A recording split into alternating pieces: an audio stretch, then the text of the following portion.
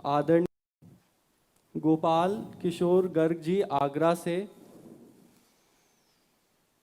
आदरणीय गुरुजी के चरणों में दास का निवेदन है कि आपकी शरण में आने के पश्चात हमारा जीवन ही बदल गया है। वह ये कि हम में सहनशीलता कुछ बढ़ गई है, परंतु गुरुदेव इस सहनशीलता की वजह से हमारे प्रतिद्वंदी हमें पागल समझने लगे हैं। एक हमारा पुत्र भी हमसे कहता है कि अन्याय क्यों सहा करते हो। वह कहता है कि अन्याय सहना भी एक बहुत बड़ा अपने आप से अन्याय होता है। शरणागत और संसारी जीव में अंतर है।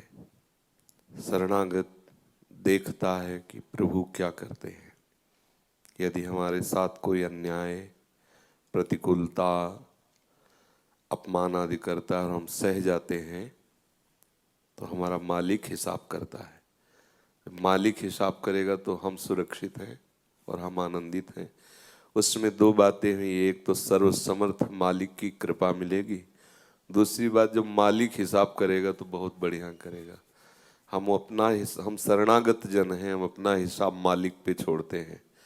हम जरूर असमर्थ हैं लेकिन मेरा मालिक समर्थ है। वो जब हिसाब करेगा तो एक एक क्षण का हिसाब करता है। हम अज्ञानी जीव की तरह नहीं कि हम हिसाब करें। कोई अन्याय कर रहा तो मैं सह रहा हूं, उसमें दो बातें हैं।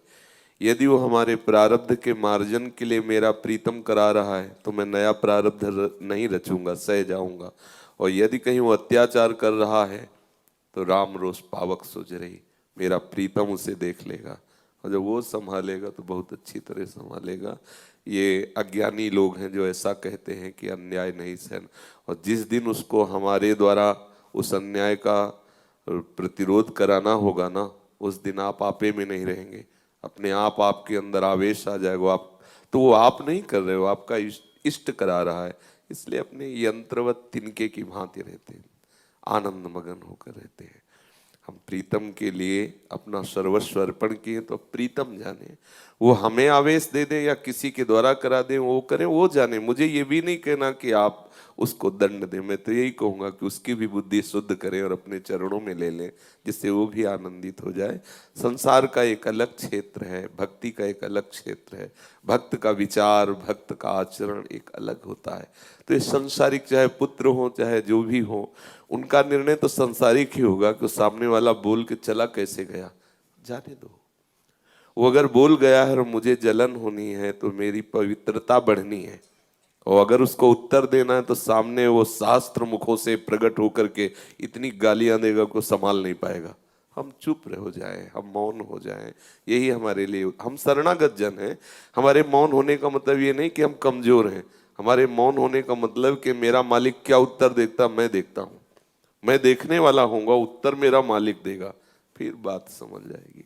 वो एक संत कहा करते थे कि दुखिया को न सताइए, दुखिया देगा रोए, और जब दुखिया के मुखिया सुने तब तेरी गति का होए। रामचरितमानस में लिखा है कि जो अपराध भक्त कर करई, राम रोष पावक सोजई। महातपस्वी दुर्वासा के होश उड़ गए। अम्बरीश जी ने एक भी शब्द नहीं कहा, लेकिन परास्त कौन हुआ?